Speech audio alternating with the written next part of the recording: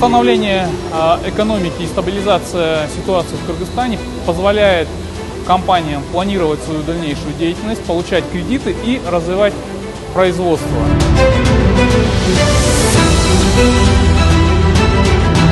За счет средств РКФР в сумме $3 миллиона США были приобретены новые современные линии итальянского производства, аналогов которых нет в Центральной Азии. И сейчас компания является лидером по выпуску и производству продукции.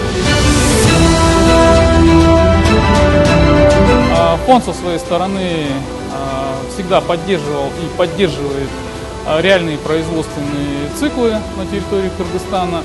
Мы готовы и дальше финансировать проекты и готовы вкладывать как можно больше ресурсов для создания рабочих мест, для развития экспортоориентированных производств, притока валюты в страну и для направлений по импортозамещению, которые позволят стране совершить экономический рывок и улучшить благосостояние наших граждан.